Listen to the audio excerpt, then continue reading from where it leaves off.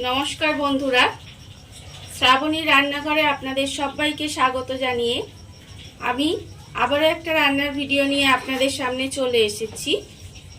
আজকের আমি আপনাদের করে দেখাবো ভাজা পিঠে। আমি কিভাবে ভাজা পিঠে বানাই সেটা আজকের আমি আপনাদের দেখাবো। তাহলে চলুন সেই ভাজা পিঠেটা আমি শুরু করি। ভাজা পিঠে বানানোর জন্য আমি এখানে প্রথমে একটা বাটি নিয়ে নিয়েছি, আর এখানে আমি রেখেছি সুজি আমি এখানে আধ বাটি সুজি নিয়েছি, আর সেই একই বাটি আমি এক বাটি ময়দা নিয়েছি।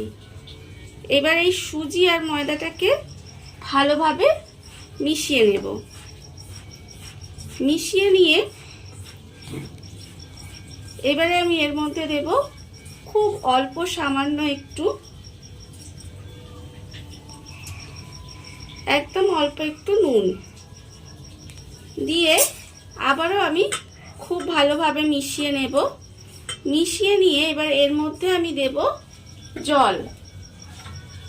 এখানে কিন্তু আমার হাতে সহ্য হয় এরকম গরম জল আছে, হাতে সহ্য হয় এরকম গরম জল দিয়ে আস্তে আস্তে কিন্তু এই সুজি আর ময়দাটাকে খুব ভালোভাবে মাখতে হবে। আমি অল্প অল্প জল দেব, দিয়ে ময়দা আর সুজি মিশ্রণটা ভালোভাবে প্রথমে আমি মেখে নেব।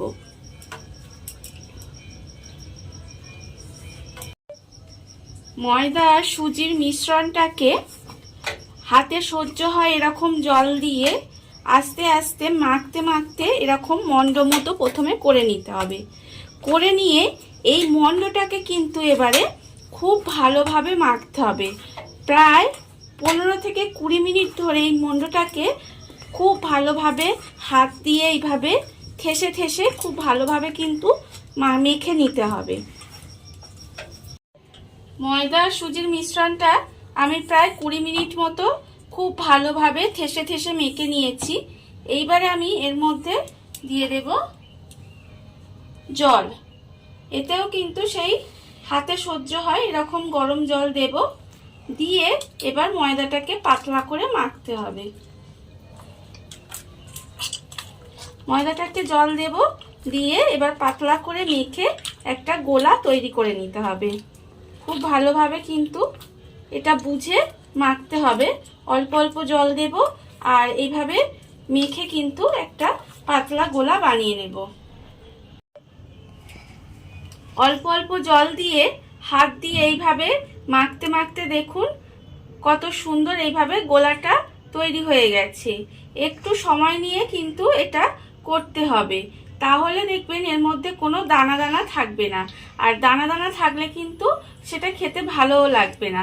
এইবারে আমি এর মধ্যে দিয়ে দেব চিনি। এখানে আমি প্রায় 100 গ্রাম মতো চিনি নিয়েছি, সেই চিনিটা আমি এর মধ্যে দিয়ে দেব। চিনিটা আপনারা যে কে কতটা মিষ্টি খাবেন তার সেটা বুঝে কিন্তু চিনিটা দেবেন।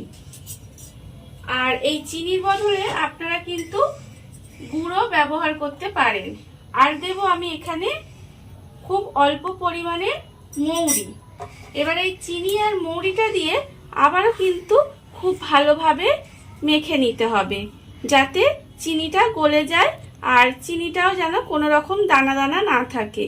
এইভাবে কিন্তু চিনিটাকেও খুব ভালোভাবে মেখে গলিয়ে নিতে হবে। চিনিটা দিয়ে খুব ভালোভাবে মিশিয়ে নিয়েছি, যাতে চিনিটাও দানা দানা না হয়ে যায়। ব্যাটারটা ঠিক এইরকম হয়েছে। আর অন্যদিকে আমি গ্যাসটাকে অন করে কড়া বসিয়ে দিয়েছি। এবারে পিঠেটা ভাজার জন্য আমি দেব তার মধ্যে সাদা তেল। বেশ অনেকটা পরিমাণে, 1 বাটি পরিমাণে আমি এখানে সাদা তেল দিলাম। দিয়ে এবারে তেলটাকে আমি একটু গরম হতে দেব। তেলটা আমার খুব ভালোভাবে গরম হয়ে গেছে। এইবারে আমি এই গোলাটা থেকে অল্প অল্প এর মধ্যে দেব, দিয়ে পিঠেগুলোকে আমায় ভেজে নিতে হবে।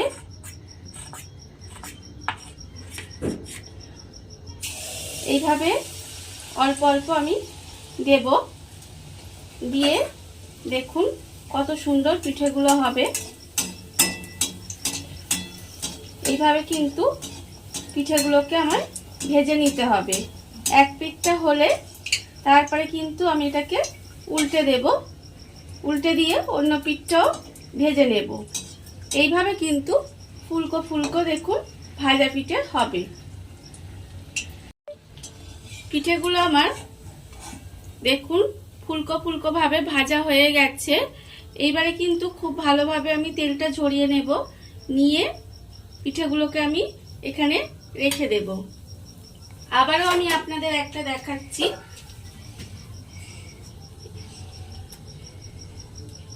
এইভাবে পিঠেটা দিয়ে দেব, দিলে পিঠেটা আস্তে আস্তে নিজে নিজে ফুলে উঠবে।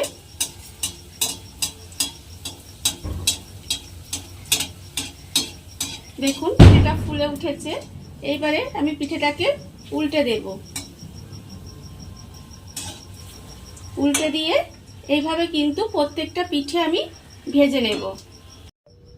দেখুন বন্ধুরা, কত অল্প উপকরণে কত সহজেই আমার ফুলকো ফুলকো ভাজা পিঠে রেডি হয়ে গেছে, আপনারা দেখতেই পেলেন। আর এই ভিডিওটা যদি আপনাদের ভালো লেগে থাকে তাহলে লাইক করবেন, কমেন্ট করবেন আর সাবস্ক্রাইব করবেন আমার চ্যানেলকে। আজ এই পর্যন্ত, নমস্কার।